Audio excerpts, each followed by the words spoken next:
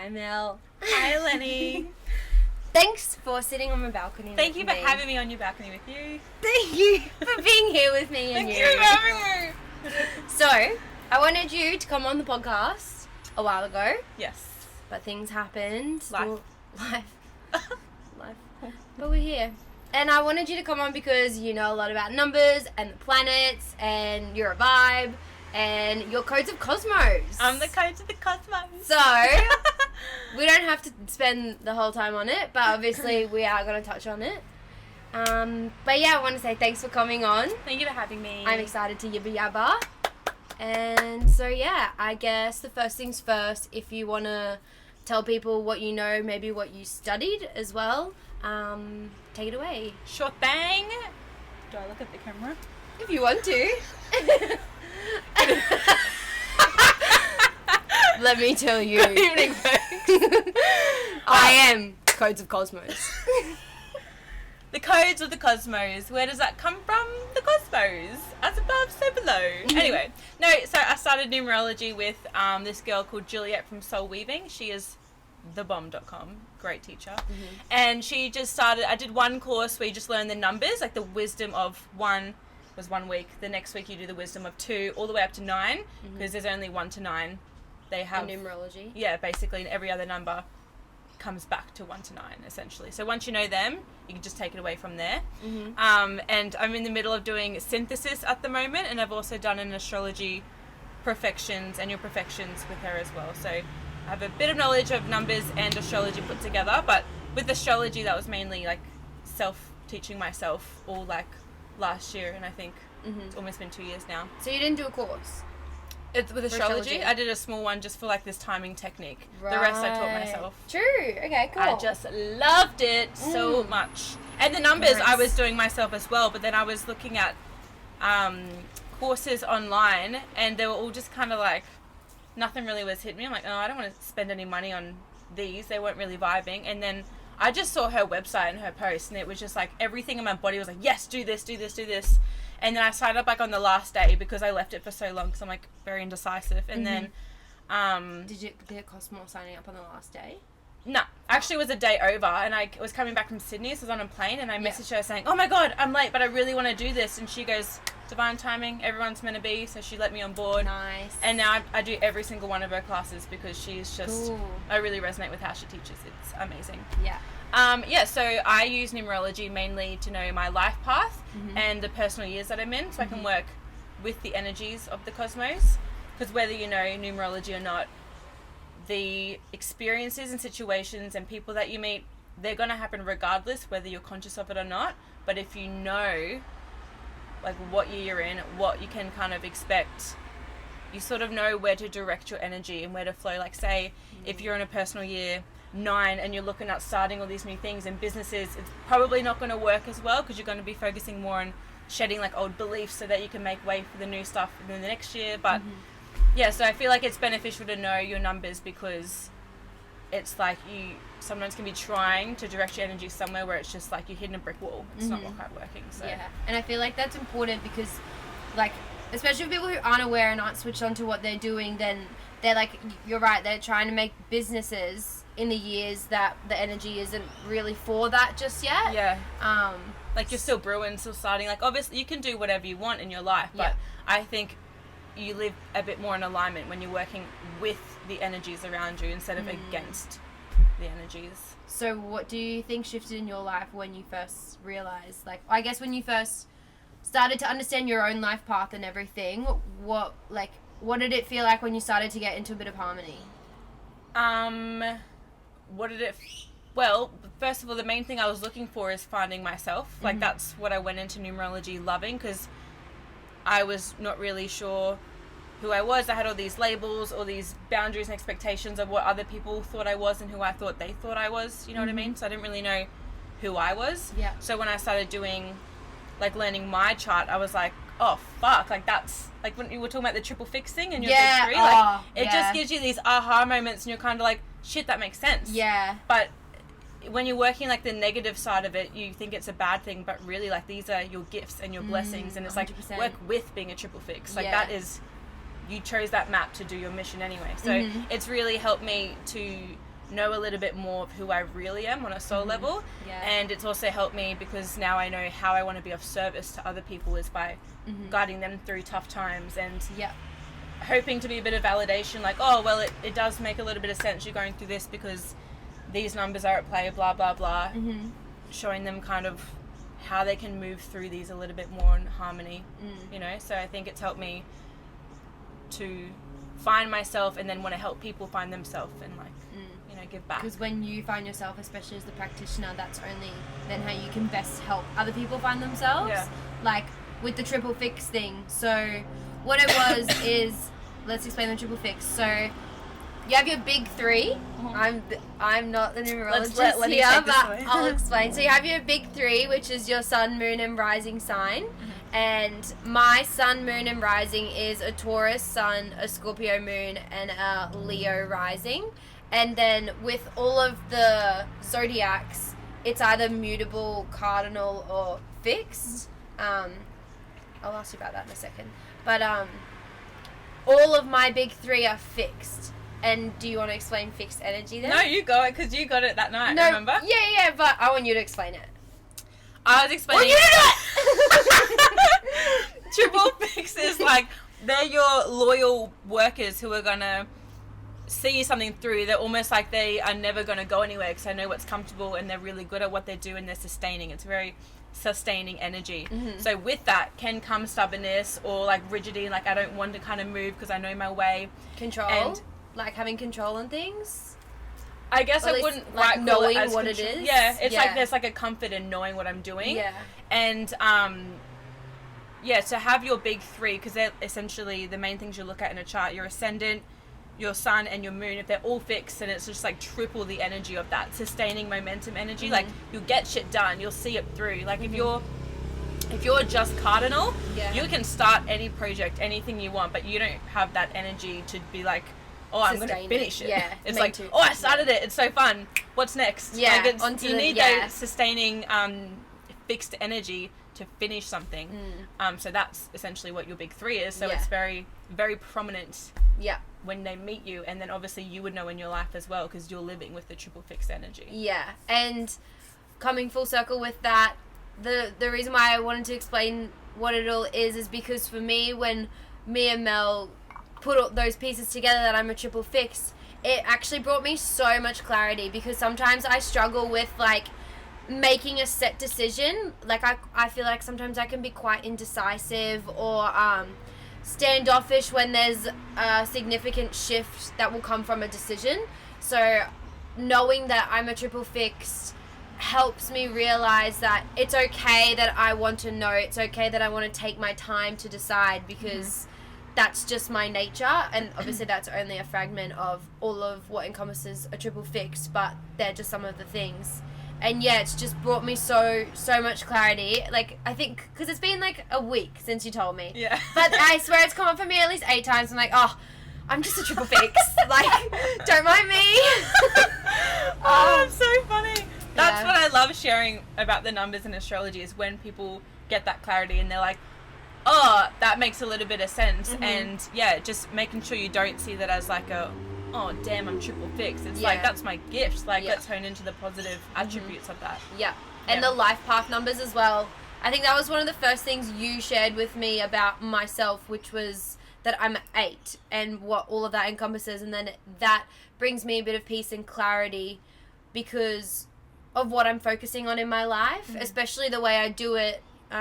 It just has helped me continue to want to do that, sustain the, I guess, loyalty to the job, to the duty, because I'm like, okay, well, this is what I'm meant to do. And it also helps relieve a bit of shame because everything that we go through in life, we all experience shame in different ways. And for me, one of the places that it covered was my work and how I do it and what I'm interested in and what I want to integrate into my work. And so knowing that I'm a life path 8 has helped me with that too.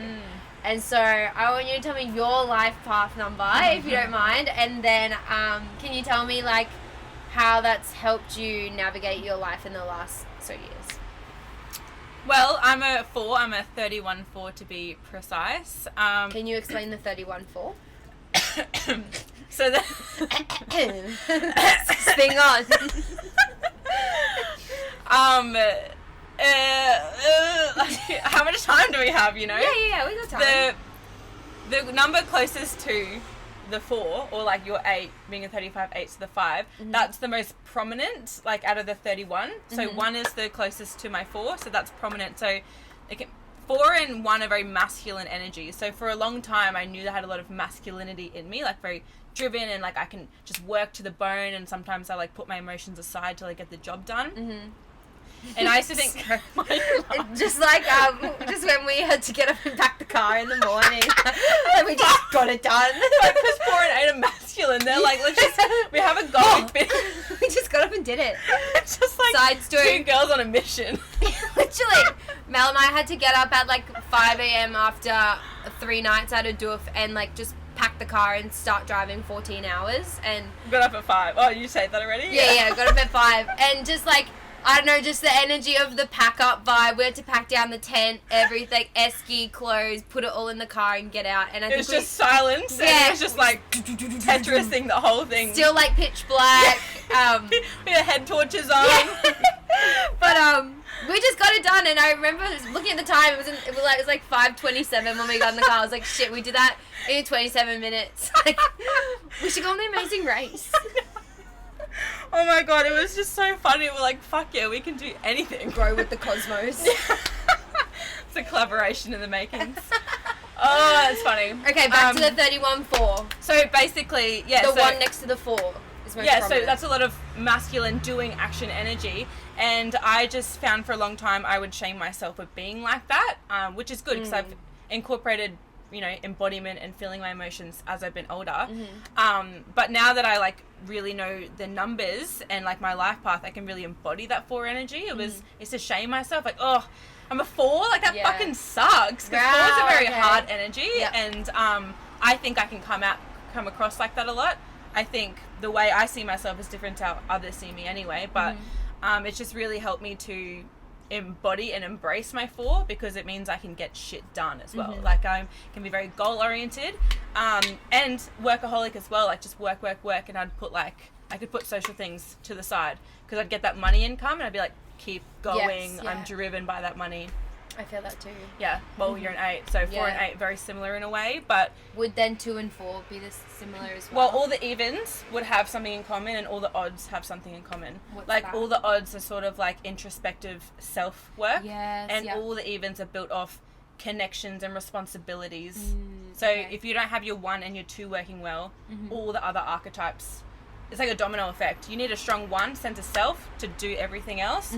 If your 1's really flimsy and you like, you know, you keep bending for other people, you lack your own boundaries, all the other numbers are gonna they're gonna be affected. So when you say if your 1 is flimsy, do you just mean you're like not necessarily 1 being in your chart or in your digits, but like just your 1 energy as like a human being? Is that what you mean? Yeah, because 1 is me. Everyone has all the energies anyway. Yeah. You'll have 1 to 9 in your whole chart, and I will, but you'll have different amounts of it, like percentages. Yeah. And the ones that you have a lot of, they're like called passion points, and they're very obvious when you meet someone. Yeah. So I have a passion point of 4, so and 3 and 2, I have a few. So it's like very obvious when you meet someone like that. And if you're like, if you have a karmic lesson, it means you have, you know, it's just that shit went wrong in a past life if it's a karmic lesson. So it can be completely underdeveloped and you'd be really weak at that archetype, or it's really strong and you're very rigid and you just that is so strong, you can really tell. You're so fixed on it. Yeah, so this life you come into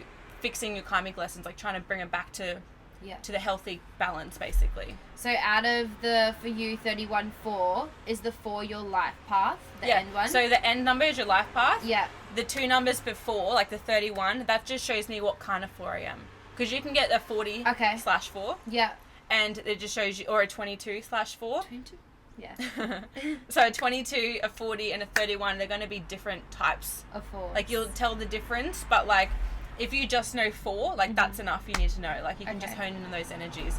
If you go further with it, which obviously because I'm studying it, I'm going further. Yeah. Like if you tell me you're an 8, I'm like, no, you're a 35/8. Yeah. Okay. Yeah. So. Okay, I was going to ask something, but it sort of fled from my mind. Wasn't meant to be. Yeah, it wasn't meant to be, but it'll come back. Okay, yeah, so how would people work out their life path number? All you got to do, so simple. Every single digit in your birthday, you just plus individually. Mm-hmm. So even if you're born on like the 11th or November, because a lot of people think 11, you put it together, like every single number is individual. Mm-hmm. So if it's like, my birthday's not a good one to use. I'll do mine. I'm the 3rd of cool. January 1998. Yeah. So 3 plus 1 plus 1 plus 9 plus 9 plus 8. So I get 31. Yeah. And then with that number, you want to reduce that to a single number. Okay. Because in numerology, you keep going until you get one digit. Yeah. Unless it's a master number. So another story. My so dad. 3 1 is 4. Pardon? So 3 and 1 is 4. 3. Yes. So my dad's birthday is the 29th of what month? September 9. So it goes 2, 9 for 29. So you do that. Plus and 9. And then plus 9.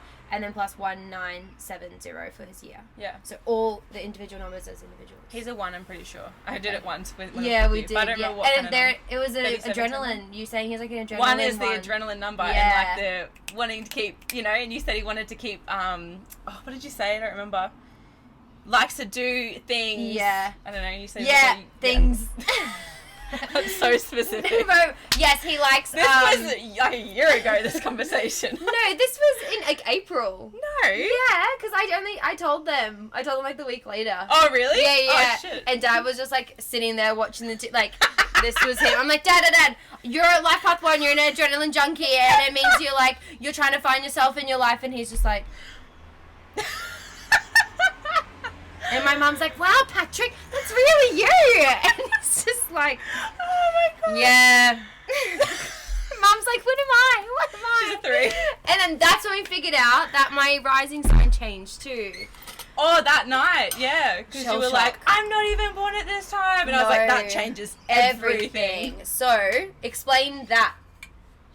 I think you were a Virgo rising. Yeah. Oh, right. Okay, so when you bring astrology into it, you really want to get the time of birth correct, like to the minute, because every hour the ascendant will change to a different sign. Ascendant is also rising as well. Ascendant rising. So it's like when you were born, the sun was on the eastern horizon in what constellation, essentially is what it means. So it changes every hour because the sun's always shifting.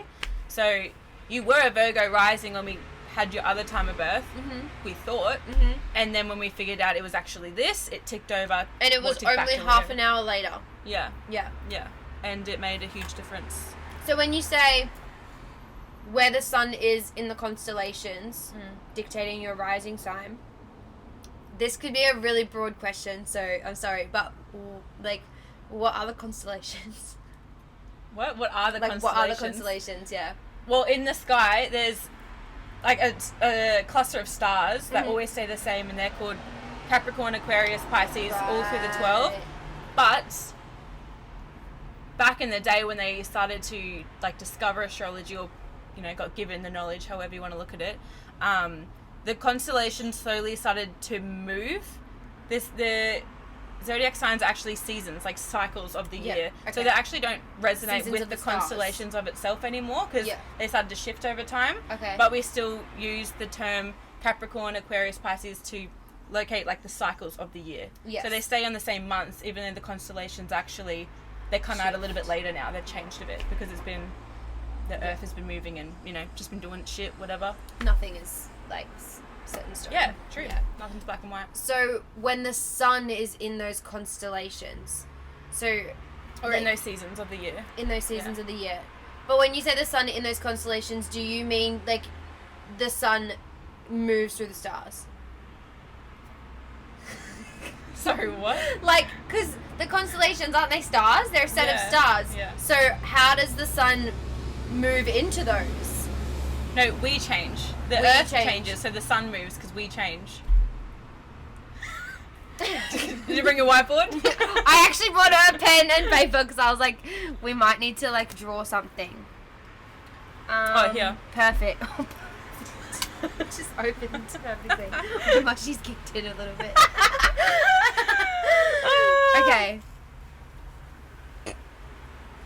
So I think it'd be like that, and then we're rotating, so the sun moves, but the sun's moving as well. So then these move. So the Earth goes into the constellations. The Earth moves through them, and then that. I don't know.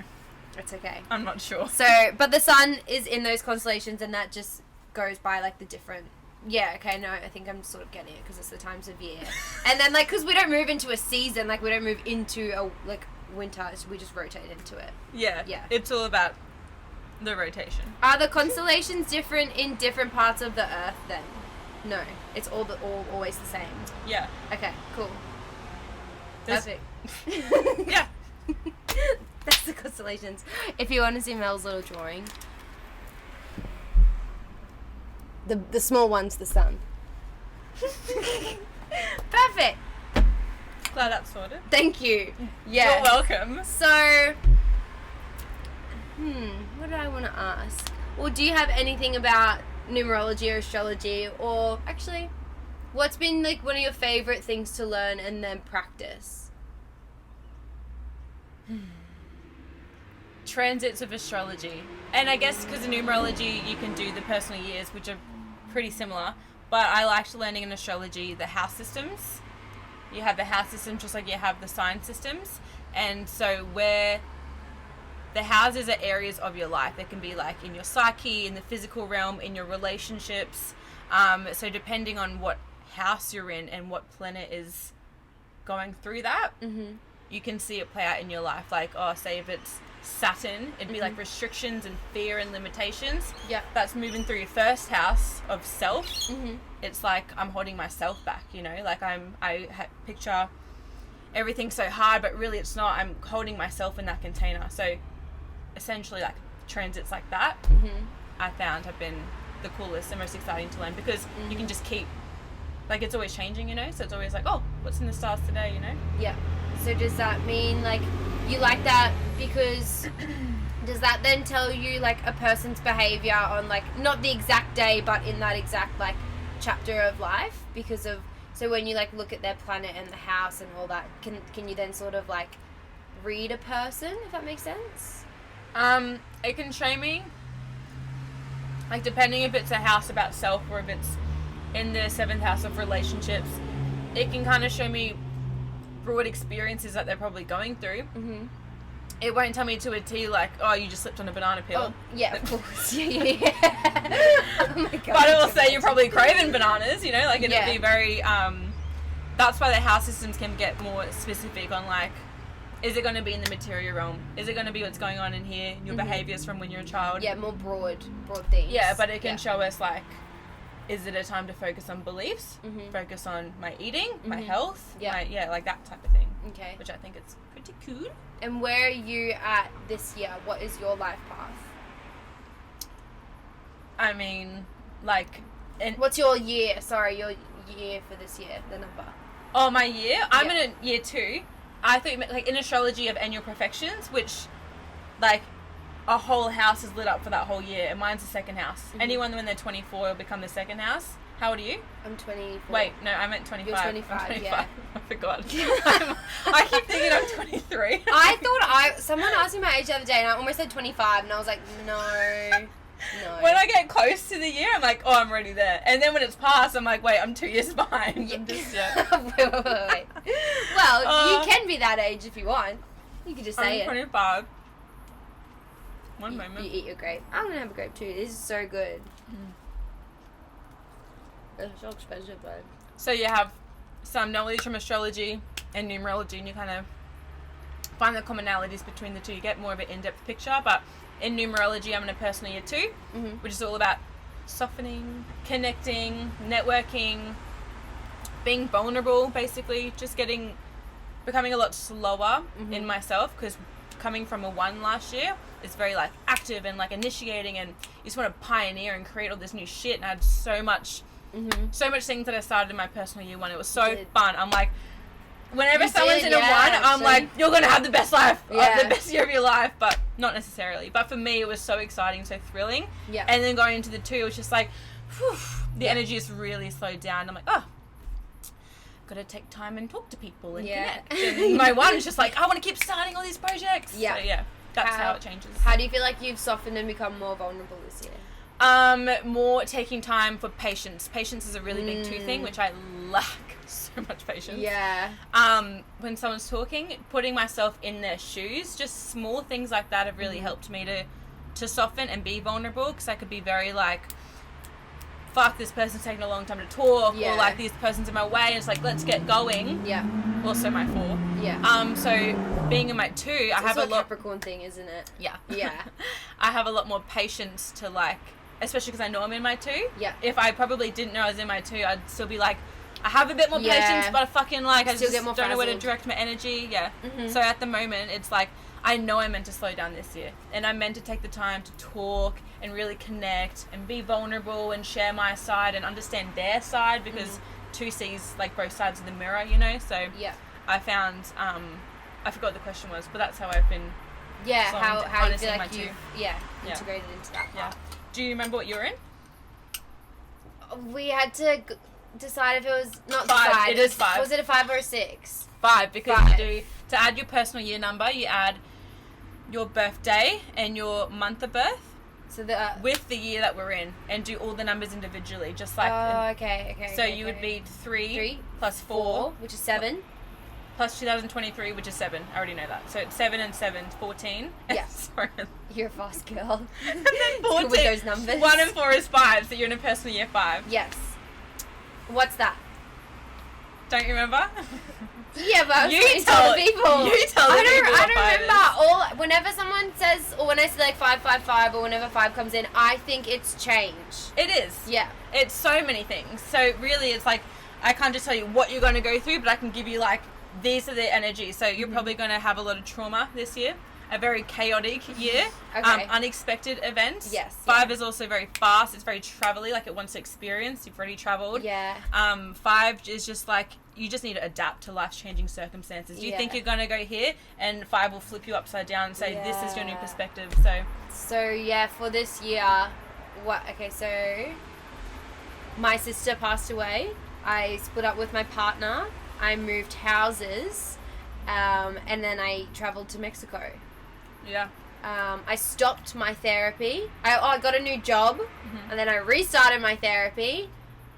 Yeah, I have done a lot of change. And yeah, I feel like definitely this year I have learnt to like, it feels like this. I just feel like I'm just letting like life just sort of take me. I feel like I'm like sitting back in the chair a bit and I'm just relaxing. Yeah. And oh my gosh, this just landed. I just remember that once I went to a psychic and, a medium. And my granddad came through and he said I need to do more of this. And I feel like this is close to this. I'm doing it like in my style. I love that. Yeah. Yeah. Yeah, and see, without knowing you're in a 5, you're still going to get the same events. Yeah. But knowing you're in the 5, it's like, you just know to be like, relax. Because when you're in a 5 energy, it's like, how well can you trust life to take care of you? Yeah. Yes, shit's going to go belly up, but it's still like, can you trust life? Yeah. Give up and like stop trying to make this one pathway it, because that's not it, and it's going to keep flipping. So the things like you start in your year 1, like they won't stay all the way till like your year 5 at that point. You just got to let it all change. Yeah, never hold on to anything too tightly. That's like any advice I can give you, because like that's life, you know what I mean? But yeah, anything you start in your 1 is really you're starting from your 8. Like the whole thing is a cycle. So you go from 1 to 9, and then you go to 1 again. When you're in your 8, which is your birth path, when you're in an 8 personal year, you're planting your seeds for the future. That's your big vision. So like, what do you want to do in the next 9 years? When you get to your 1, that's when you start planting the seeds and like, you start putting them in the ground, say I'm going to do this, but it comes from your 8, from when you were thinking about the future. So like, it just, everything builds off each other and it keeps going in a circle. So a 3-year plan at the year of your 8 would be a good idea. No, you'd want to go like as far as you can, like my whole life plan, you know, because it keeps evolving. You'll keep evolving. You want to shoot for the stars. Yeah. Especially in 8 energy. You want like... But then in the year 8, it's good to figure out what seeds you need to plant within the next 3 years. It's just start thinking about like, where do I want my life to go? Yeah. For the next 12 years, 20 years, 40 years. So when is my 8? So my 8's in 3 years and I'll be 27. That's hot. I'll be on my fucking shit when I'm 27. I'll be like my year is 8. I'm going to be planning for my future. Wow. You can do that any year. I mean, But yeah. if you want to work with it, yeah. Of course. You know, so in your 8, basically, because before then, you'll be thinking about your future. Yeah. All the time. Yeah. But when you're in your 8, it'll be like...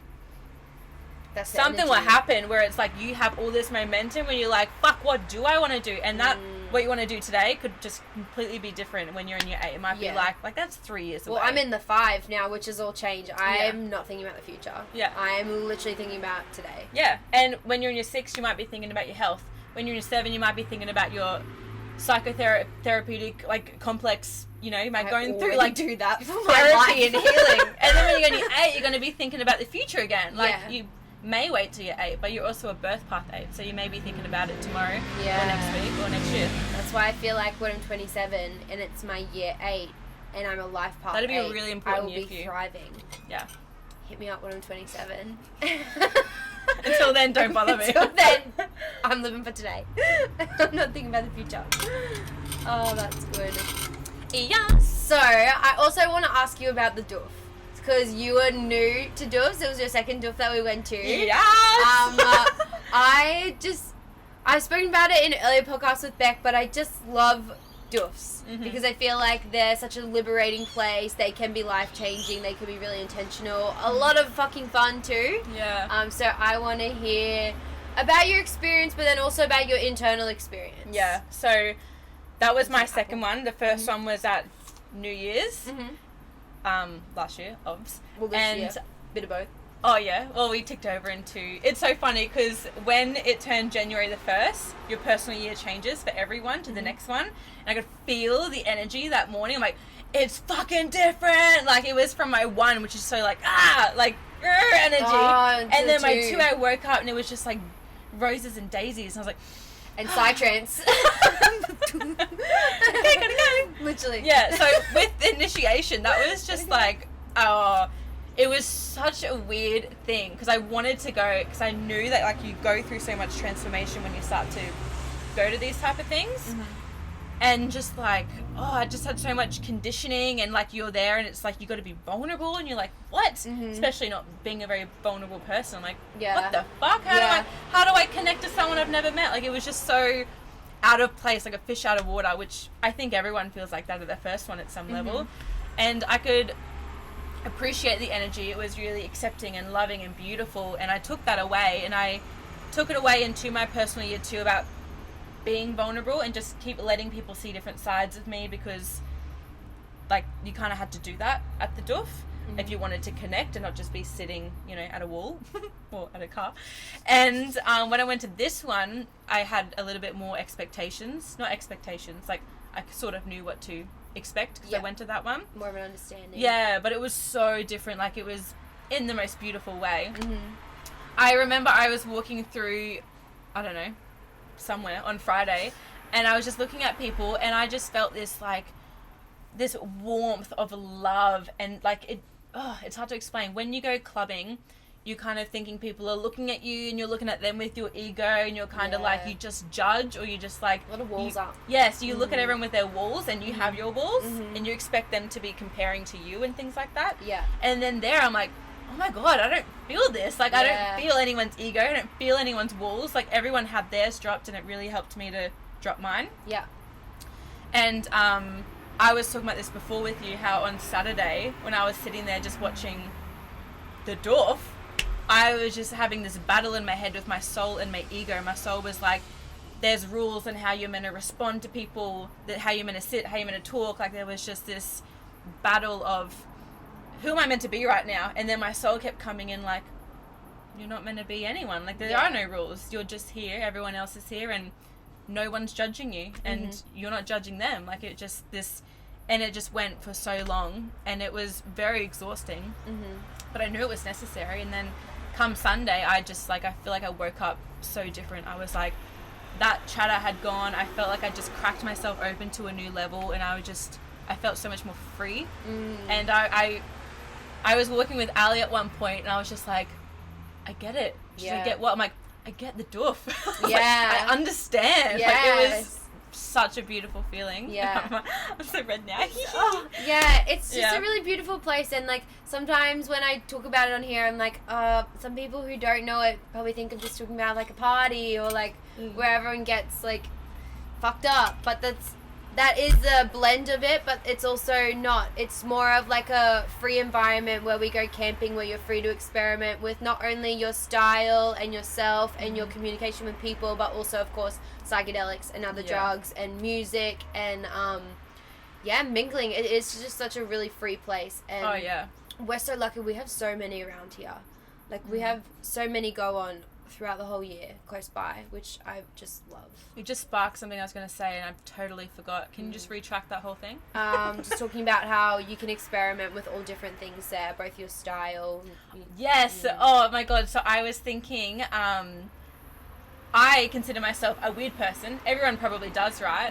But when you're around certain people, it's like you lock that person in. You're like, I got to be normal for the first interaction. Yeah. And then this could be my 2 energy as well of thinking, how should I act in front of them? Like lacking my boundaries because I'm not standing strong in my 1. I'm just like, who do they need me to be?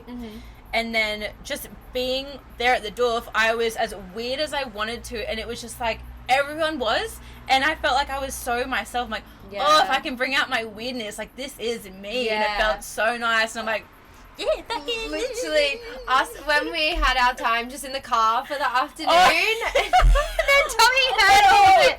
That was so funny. We were just talking about what all girls do, just things you probably wouldn't say in front of people.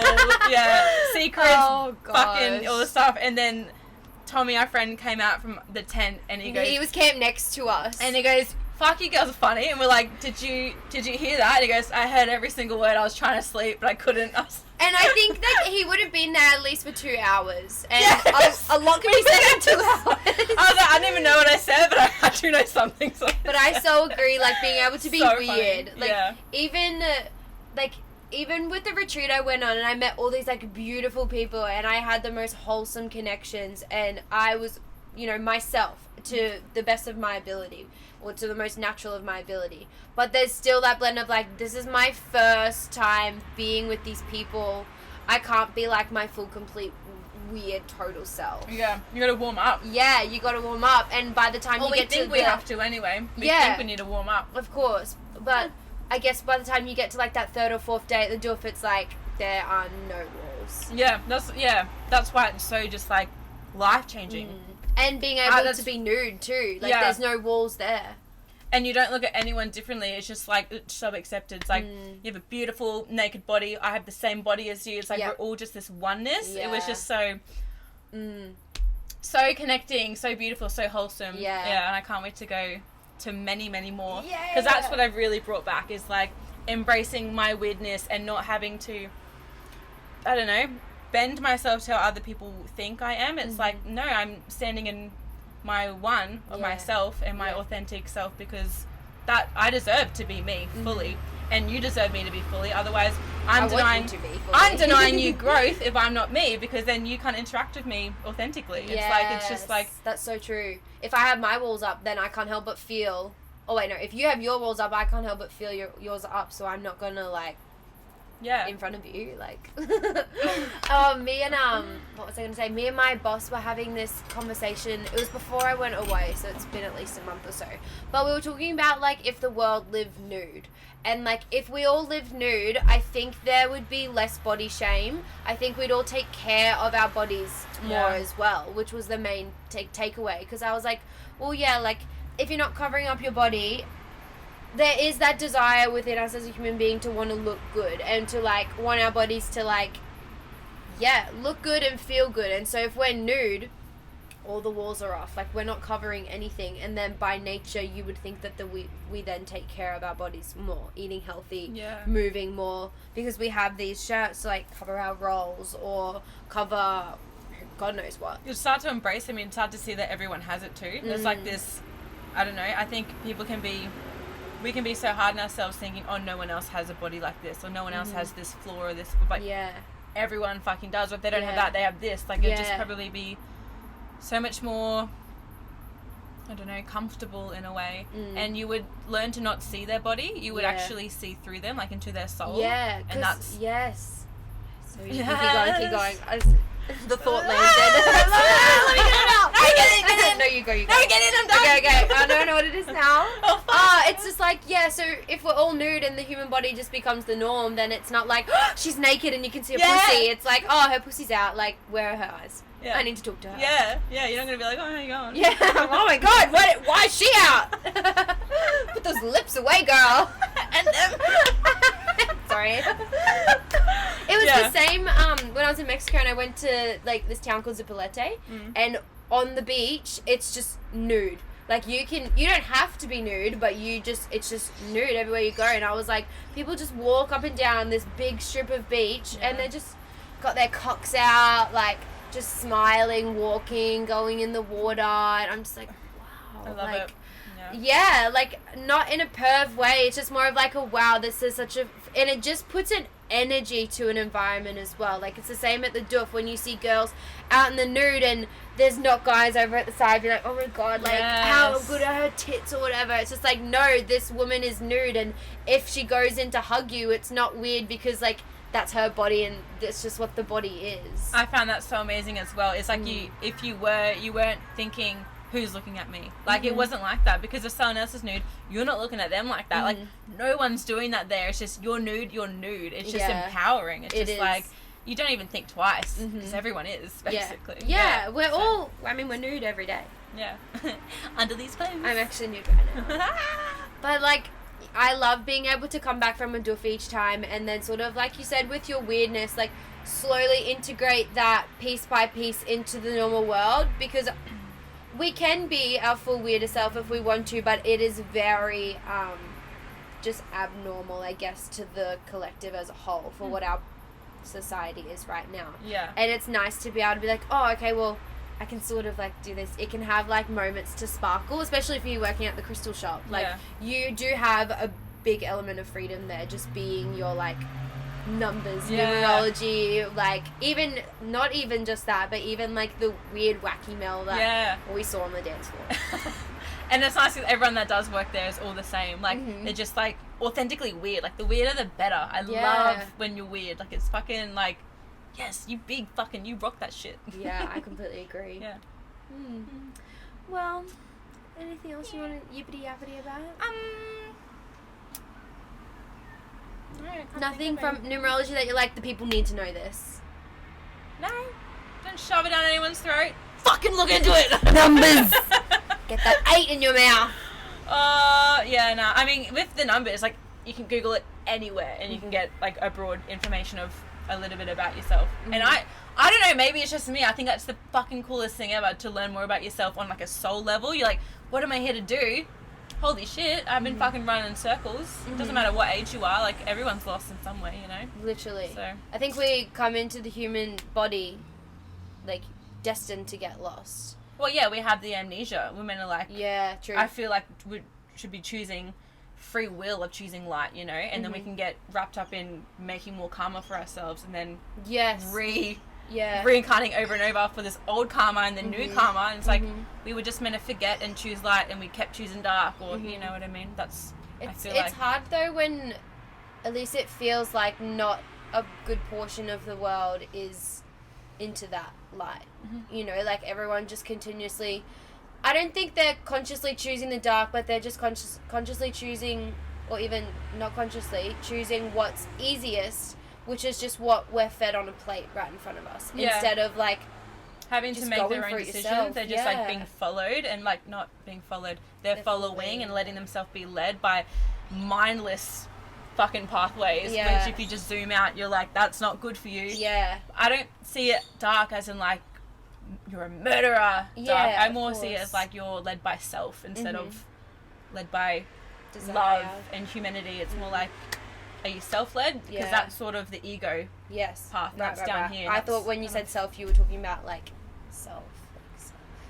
Well, you can be too self-focused, and like I'll look out for me, and if there's a car coming, see ya. If I can get run over, I'm fine. Literally, that's something.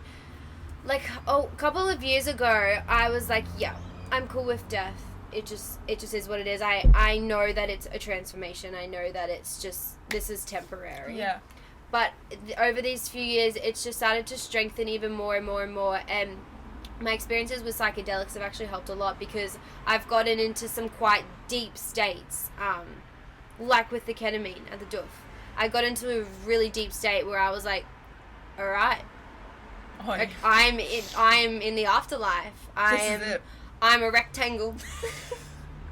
That's it. I'm dead and I'm a rectangle. Like, but it was that ability to just be like, okay, well, Acceptance. I'm not life anymore. Like, or I'm not human life anymore. I'm not the life that I've been living for 24 years. And, like, being able to, and obviously having my sister pass away, of course, that's another thing where I've had to, like, just accept death for what it is. And I think that's one of the longest challenges that we go through on the human life, is just continuously being able to accept death, and that this is not all that it is. Yeah. Yeah. And it's just weird. I just don't, all religions have that. All religions talk about, like, it just being, it's going to be fine in the end. It will be fine in the end. It's just a transition. Yeah. It's like a celebration. Yeah. How we were talking about Dakota on his podcast, how they celebrate it. It's like, it's not actually, like, we're mourning it, and it's sad because we're never going to see him again, but, like, it's the only thing we can be sure of is we are going to die, and depends on what you believe. I believe we'll reincarnate or evolve. Like, you just kind of, I just think it gets better. Yeah. And I think because we can't physically touch it or, like, see it, it's like, it's not real. And again, that comes down to your own beliefs, but I just feel like they're wrong if they're otherwise. So. Yeah, sorry, you're wrong. Sorry, but you're fucking wrong. You don't know anything about this life.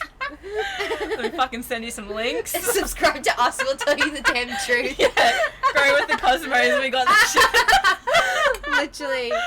But yeah, I am also excited for, I'm excited to die. I'm excited to see what comes next, and whether we, like, I wonder if there's a period where you don't have the amnesia, and you almost get to see, like, all of your lives. Yeah. And you're like, okay, well, this is where this lesson was. Oh, I finally learned this, which was coming up in this life. It's almost like you got a scrapbook of all your lives. Yes. You're like, okay, what did I miss? Yeah. Where should I dive into next? Like, or what if we die and then you just become like this, like the alien being, and then you're like, oh, well, that was fun, and maybe this is just a psychedelic, but a long-term psychedelic. Yeah. Very well could be. I want to know. And, like, I spend so much time pondering on it, and I'm like, well, I'm never going to know until it happens. But I'm so intrigued. Well, your son's in the 8th house of death, so of course, like, that's where you light up the 8th house, which is a dark house. It's like, death, like, let's bring light to this. What's in it? What's the afterlife? What's, like, curious about all the questions there. Like, it's, not everyone will have that. I also have my son in the 8th house, so it's, like, not much of a taboo subject. It's kind of like, what's the recipe here? Like, what's going on? Yes. Someone give us the answers. What were you raised? Were you raised Christian? I wasn't raised anything. I was just... Nice. I just called myself an atheist because I didn't know what else to call myself. I wasn't Christian. I was baptized. So atheists believe in nothing? Yeah, and I didn't believe in nothing, but also, like, know. I guess for a while I did, because I just wasn't led by any God. I actually repelled it in a way, and I've only come back to using the term God, like, in the past year. Like, I love God, but... Yeah. For so long on, like, my spiritual journey, I would hate the word God. I'm like, no, because you just associate it with the Christian God. I don't know. It's just, there is a God, but, like, just the word God comes with so many strings. You're like, God? But then, it's like, it doesn't mean that there is a God and he's this person. It's like, God can be source. Yeah. Or God can source, be, exactly. It can be consciousness, or God can be Krishna, or God can be, like, all these different things.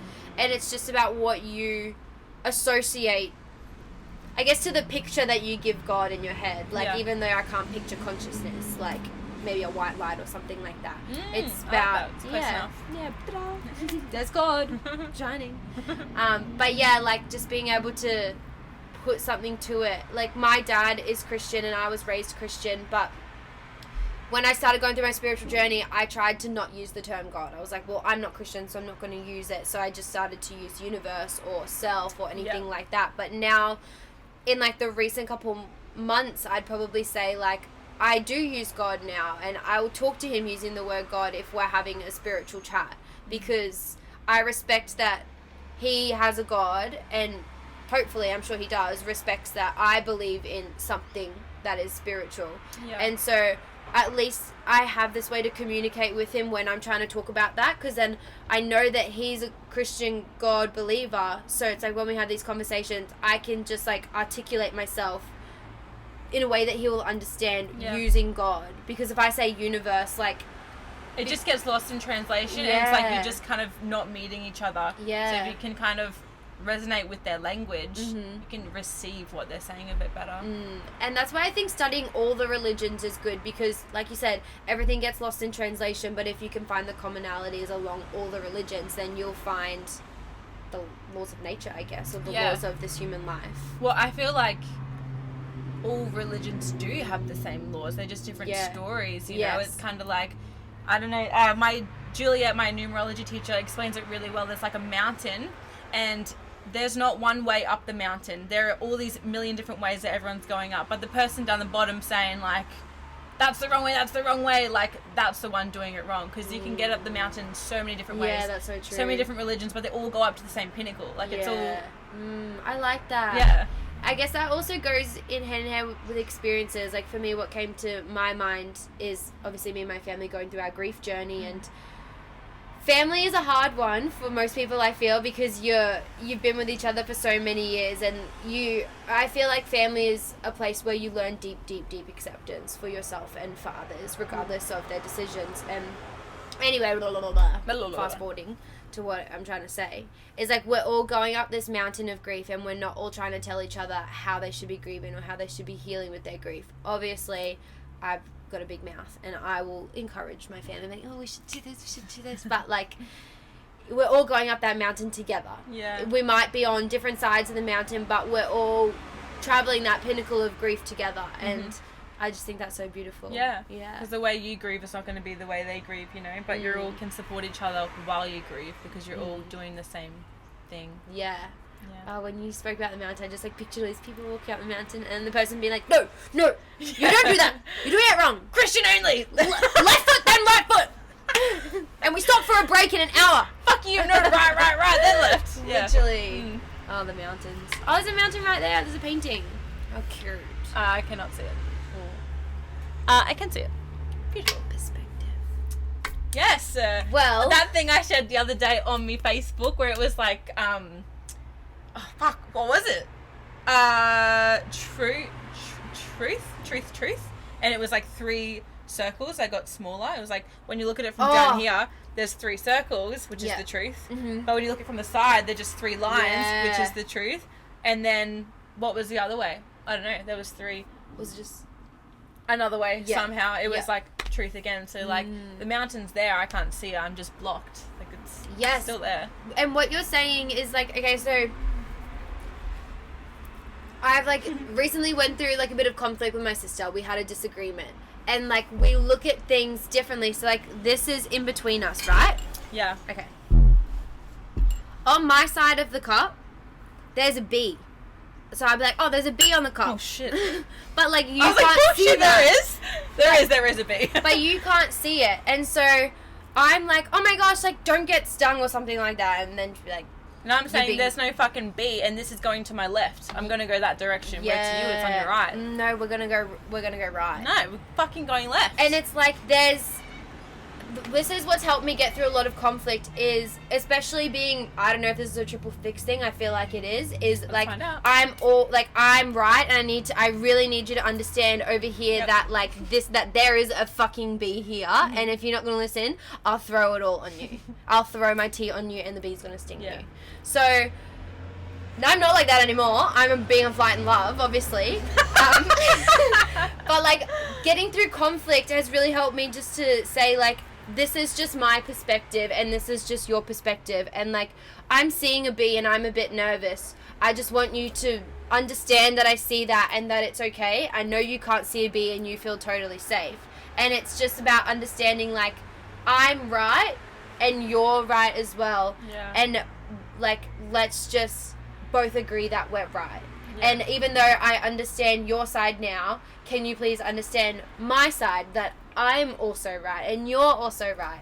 And that has just helped me so much in the last few years of just being like, Oh, they are right. And like back in the day when I wasn't really on this like aware journey, when someone would try and prove a point to me, like my maybe fixed energy would just be like tuning out. I'm like, yeah, whatever what you're saying, because I know I'm right. Birds and bees. Blah, blah, blah. Bees. Bees. Plenty of bees, but no birds on my side.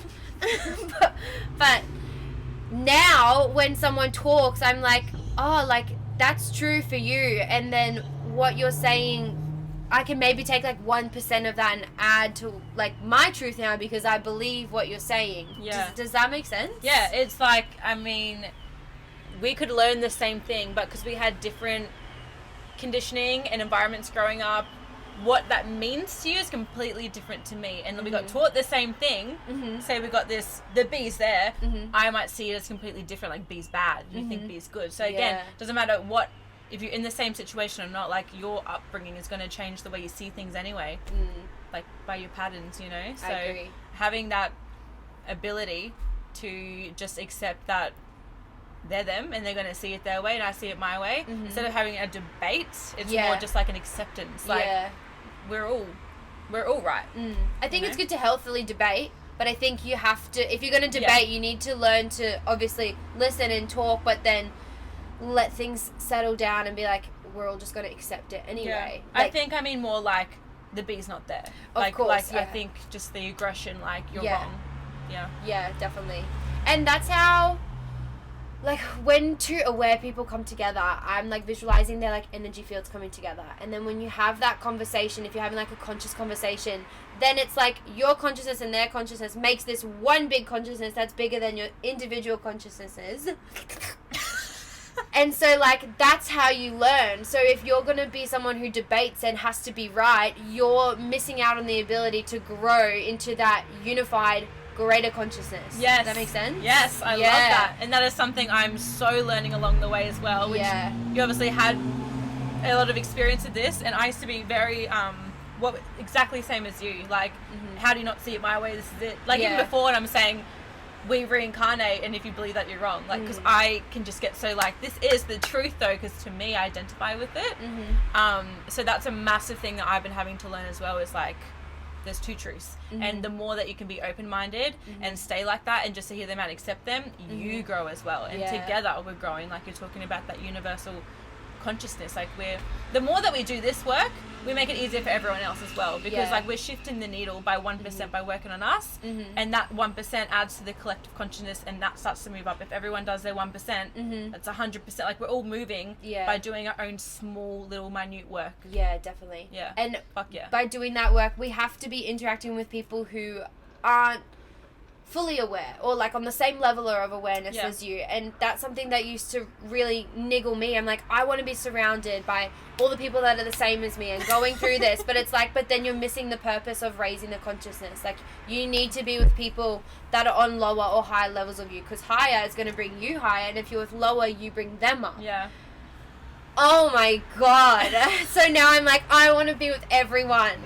I want to talk to every single person. I don't care where you're at. I'll like listen to you. Unless you're trying to like talk some stupid nonsense. Then you're fucking out of here. Yeah, if you're trying to tell me that we're only human, I don't want to look at you.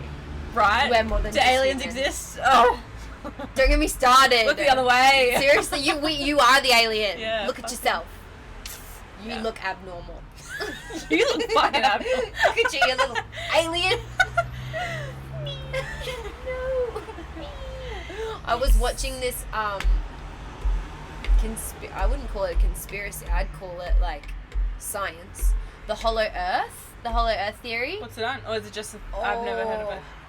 Wait, go into it? Okay. I feel like I have. So there's this guy on YouTube his channel's called Y-Files, and he talks about the hollow earth theory and how we always associate UFOs with up in the sky. They come from space. But if you watch a lot of the videos of UFOs, they're actually coming from the ground. And then when they disappear, a lot of them actually go back down into the ground. There's a lot of sightings of them going down. So there's actually portals, conspiracy starting, all around the world where the UFOs can go in. And then the more you get into the layers of the earth, there's layers that hold different conditions for different lives. So they've confirmed that there is water inside the Earth's crust, and then there is mountains as big as the Himalayas inside the Earth. Yeah. And the Germans and their like Navy team or Army team actually had like list 1 to 9 on how to get into this hollow Earth to the land of Agartha. And oh my god, I think the aliens are like, what if this Earth is just layers and layers and layers of different Earth? Like, what if our Earth is only like layer 2 of this hollow Earth? And like there's a layer above? Yeah, and then that's where the different forms of life are, because sustaining life in space is quite hard, and humans have a lot of similarities to us. They have the arms, the legs, mouth, eyes. Obviously, they're the aliens. To us? Yeah, they're the aliens that we have constructed a picture of. But like our interpretation of it is them looking quite human, so they would, then you would assume, need like similar conditions to live if they are of that structure. And so if Earth is like the life Earth, like what if they're just upon the layers? I love that. Yeah, you should really watch that one. Yeah, I've heard something similar, but I could say it wrong. There's certain areas in the world where they're like guarded, and you cannot get into this cave, or these areas are very sacred, and like say in like, I don't know, Egypt. Yeah, somewhere like that. They'll have in a few different places, and they're just like, you cannot get in. And what if they're guarding the portals? You know what I mean? The openings. What if the people who have not touched a tab of LSD in their life are guarding it? Take us in. Like, oh my god, I feel like so much thriving could happen if we did communicate with them. This is totally jumping ship. Do you know about light language? Mm-hmm. Do you like know any of it? I don't practice it. Yeah, no, me either. Jenny does. Yeah. Yeah, that's right. The first person I thought of. It's starting to like come up in my life, and I'm like, do I want to learn light language? Because I sort of want to learn Spanish first. Yeah. But I'm like, wow. Well, light language, I think, is just intuitive. Like I think you just start. Like, I don't know if it's actual, like, reading off a script. Oh, okay. I think the way, I could be wrong, Jenny explained it to me, it just kind of like comes up. Yeah, that's right. When she's It's at like the dinner. It's a soul understanding. Like, yeah, you just. Right. Would you say it's your intuition? Yeah, I guess so. I don't really. Because I saw a photo recently of someone like, it was just on Instagram, someone captioned like light language, and they had all these like different like emblems, and it ran down like this on their head. They all did like painting of this like light language, and I was like, what does that say? Does that say like a word? Maybe there is like an alphabet. That's what I mean. Yeah, I'd like to learn it too, but Me yeah, too. Light language. Yeah, I was gonna say something, and I don't remember what I was gonna say. That's okay. I'm gonna drink the tea. She's gone. It's gone. So Mel, now that you are on your year of 2, how are you going to end the year? I'm probably going to end the 2 bringing in my 3, because I can feel the changeover so significantly when I go into my 3 on Jan 1st, and I can start to see themes of 3 starting to come up, because like it's not like a coin that like flips in a way, like it's gradual. You'll start to bring in the 3 energies, like in December, for example, or whatever yours is. And then when you tick over, it's like it's focusing right on that. You know what I mean? Yeah, I do get that. So at the moment, I'm starting to bring in my 3 of branching out, starting to see friends a little bit more, trying to work on my communication with my 2 of being vulnerable. So I'm just kind of blending, which is called synthesis, like blending things together. Nice. So that's how I want to finish the year, is I really want to... And I'm still doing a lot of 1 work as well. Like 1 is my 4th pinnacle, so it's always going to be at play. Like, who am I? Like, that's... for me, like yours is 5, you know what I mean? They'll be completely different for us. So I think as I go along this journey, just still trying to stay authentic and stand to myself. Otherwise, if my 1's not strong, none of my other archetypes can flourish, you know? Yeah, I agree. Yeah. I agree. I like that. How exciting! Yes! Okay, well, to finish off, do you want to tell the people your Instagram and what your services are? Yeah, so new one coming is Grow with the Cosmos. That'll be up and running very shortly. We'll see that next year.